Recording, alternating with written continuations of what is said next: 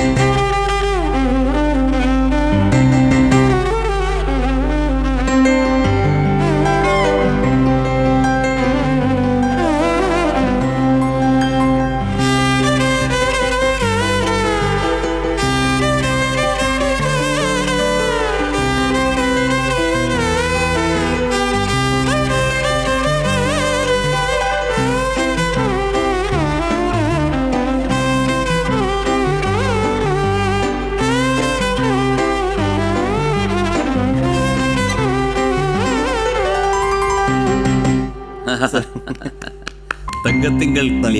അവ രണ്ടാമത്തെ വരിക അവിടെ ഭയങ്കര ഭയങ്കര രണ്ടാമത്തെ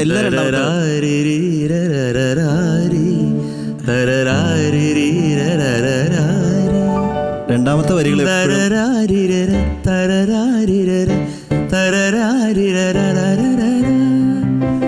എനിക്ക് ഭയങ്കര ഇഷ്ടമാണ്. എപ്പോഴും ഭയങ്കര ഇഷ്ടം. ഇത് ഒരുപാട് പേര് ഇംപ്രവൈസ് ചെയ്യുന്നുണ്ട്. അപ്പോൾ അതിനകത്ത് ആ ഇംപ്രവൈസേഷനിൽ ശരിക്കും ഒറിജിനലിനോട് ചേർന്ന് നിന്ന് കഴിഞ്ഞാൽ അത് ഒരു ബ്യൂട്ടി ഉണ്ട്. പക്ഷേ ചില മ്യൂസീഷ്യൻസ്, നോട്ട് വയലിനിസ്റ്റ്, ചില പാട്ടുകാർ തന്നെ ഇതിന് ഒരുപാട് അതായത് എന്തൊക്കെ കാണിക്കാമോ അതൊക്കെ കാണിക്കുന്നുണ്ട്. അത് അതിനകത്ത് ചേരത്തില്ല. അതിൻ്റെ ഭംഗി എന്ന് പറഞ്ഞാൽ ഇപ്പം തങ്കത്തിങ്കൾ കിളിയായി കുറുക താരത്തുവൽ നനയ നനയ നീരാടിയാടും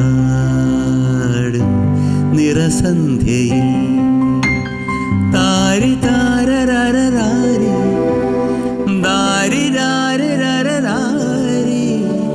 താരി രാരി ദാരി രാരി താരിരേരം തരരി തോർക്കും ഒരു മഞ്ഞ പോലെ ഉലാവാം താരിരിദാനം തരിരീരൊരു താരരോരെ തരാരി തങ്കത്തിങ്കൾ കിളിയായി കുറുക താരത്തുവൽ നനയാം നനയാം നീരാടിയാടും